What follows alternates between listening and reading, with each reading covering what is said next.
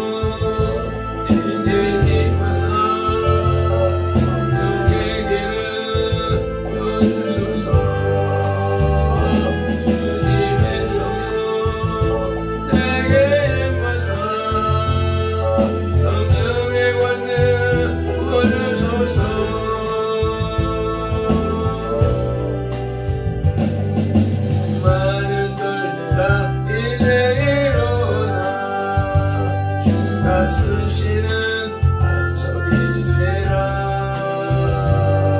많은 산들아 이제 선포하라. 그의 심상과 해발 산명령 살아계신 하나님 말씀 임하옵소서. 주님의 성령 하늘 가르고 임하옵소서. 불어오소서. 성령의 바람 구름 가르고 불어오소서. 부어주소서. 성령의 반미 이 땅 한라에 부어주소서. 내려주소서. 성령의 물을 이 땅 맹수에 내려주소서.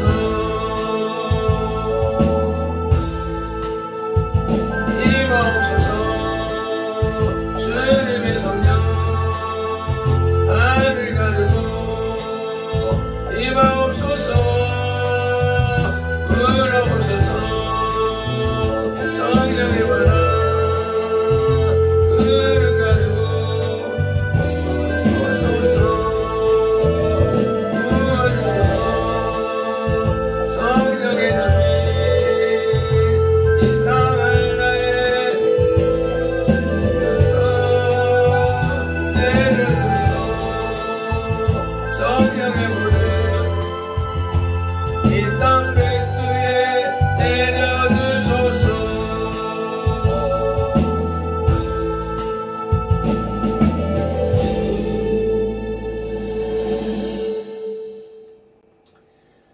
본문은 미신에 사로잡혀 있었던 사마리아 주민들이 빌립 집사의 전도로 회심한 사건과 그 마술쟁이라고 기록되어져 있는데, 아마 이제 무당과 같은 이런 시몬 역시 일시적으로나마 회개한 사실을 기록하고 있는 내용입니다. 기록자 누가가 교회에서 시몬이라는 거짓 회심자를 언급한 것은 대단히 흥미롭습니다. 왜냐하면 초대교회 교부들의 증언에 의하면 시몬은 후에 이단의 괴수가 되어 바울과 베드로의 선교를 방해하고 초대 기독교 성도들을 화다히 미혹했다고 전해집니다. 그 이름에서 유래된 시몬이라는 말은 오늘날도 사이비 성직 매매자라는 의미로 사용되고 있습니다. 여하튼 이렇게 추악한 인물의 지배를 받던 사마리아가 드디어 빌립의 복음 전도에 의해 해방되었다는 것은 우리에게 복음의 능력에 대해서 시사해 주는 바가 크다고 하겠습니다. 오늘 거짓 회심자 시몬과 사마리아를 주여라마 비전하라는 말씀으로 상고할 때에 큰 첫째 떼지는 그리스도의 복음과 단절된 사마리아의 실상을 살펴보는 것입니다. 그 첫째가 사람에게 지배받고 있었습니다. 9절을 다시 읽어보시겠습니다. 그 성에 시몬이라 하는 사람이 전부터 있어 마술을 행하여 사마리아 백성을 놀라게 하며 자칭 큰 자라 하니, 그 성에 시몬이라는 사람이 전부터 백성을 미혹하고 있었다고 합니다. 일설에 의하면 시몬은 초대교회의 가장 큰 이단 중의 한 파였던 영지주의 사상의 창시자라고 합니다. 영지주의는 동방의 페르시아 종교와 서양의 철학이 혼합된 종교 철학으로서 후에 기독교의 구원론과 합해진 매우 난해하고 방대한 이단 사상입니다. 그들이 주장하는 높고 고상한 영적 지식을 소유한 자들만이 하나님의 세계와 교제할 수 있다고 하였습니다. 사마리아인들은 혼혈 유대인이며 또 나름대로 하나님을 섬긴다고 자부했었지만 그와 같이 그리스도를 외면한 한 종교 철학에 미혹받고 있었던 것입니다. 이와 같이 그리스도를 외면한 인생들은 아무리 훌륭한 역사와 전통과 삶의 자질을 소유했다 해도 결국 인간의 유한한 사상에 종노릇할 수밖에 없음을 명시하고 있습니다. 우리는 또 그러한 사실을 명심해야 할 것입니다. 그리스도의 복음과 단절된 사마리아 두 번째는 마술에 현혹되어 있었다고 말씀하고 있습니다. 시몬은 고대 세계에 성행했던 일종의 마술 기법까지 터득하고 있었던 듯 합니다. 그래서 자신의 사상과 함께 온갖 마술 기법으로 사람들을 놀라게 하여 자신의 종으로 삼았습니다. 11절에 기록되어져 있습니다. 오랫동안 그 마술에 놀랐으므로 그들이 따르더니. 세계에서 가장 유명했던 마술사 후딘이라는 사람은 몇십 년 동안 마술을 하여 세인들을 놀라게 했는데 후에 고백하기를 마술은 결국 사람을 얼마나 속이느냐에 따라 그 가치가 좌우된다라고 말했습니다. 즉 마술은 속임수일 뿐이라는 뜻입니다. 이와 같이 그리스도 외에 인간의 능력에는 진실성과 영원성이 결여되어 있습니다. 유대인의 인본적 율법주의 종교도 시몬의 마술도 헬라인의 고상한 철학 사상도 그 점에 있어서는 다를 바가 없습니다. 그저 하나님의 진리의 그림자를 모방한 것일 뿐이지요. 의원 누가는 복음과 단절되었던 사마리아 사람들을 마치 마술사의 독침에 마취된 무지한 환자들처럼 묘사하고 있습니다. 복음과 단절된 사마리아 실상 세 번째로는 죄악의 포로가 되어 있었습니다. 마술사 시몬은 자신을 가장 큰 자라고 구절에서 여겼는데 고대 교부들의 증언에 의하면 그는 하나님을 비방하고 자신을 신들의 아버지라고 부르게 했다고 합니다. 또 사마리아인들은 신분 고하를 막론하고 그를 하나님처럼 받들었다고 했습니다. 10절을 다시 한번 읽어보겠습니다. 낮은 사람부터 높은 사람까지 다 따르며 이르되 이 사람은 크다 일컫는 하나님의 능력이라 하더라. 이렇듯 그리스도의 복음을 외면한 세계는 결국 악마의 지배를 받아 온갖 교만과 무지의 죄악의 종노릇을 할 수밖에 없습니다. 데살로니가 후서 2장을 찾아서 말씀을 확인하시겠습니다. 악한 자의 나타남은 사탄의 활동을 따라 모든 능력과 표적과 거짓 기적과 불의의 모든 속임으로 멸망하는 자들에게 있으리니 이는 그들이 진리의 사랑을 받지 아니하여 구원함을 받지 못함이라. 그러므로 교회와 성도는 불의한 세상과 구별되어서 오직 그리스도의 이름과 그 주권만을 높이는 삶의 자세를 지니고 있어야 그 존재 가치가 있음을 기억하십시다. 왜냐하면 성도라는 이름을 가지고도 시몬처럼 자신만을 높이고 또 하나님의 말씀보다 인간의 권세를 우상화하는 교회도 간혹 존재하기 때문입니다. 우리나라를 대표하는 이단 박태선 장로의 신앙총이라고 하는 것이 있지요. 하나님의 능력으로 성령의 능력으로 쓰임을 받다가 나중에는 자기가 하나님의 위치에 올라간 대표적인 사례라고 할 수가 있겠습니다.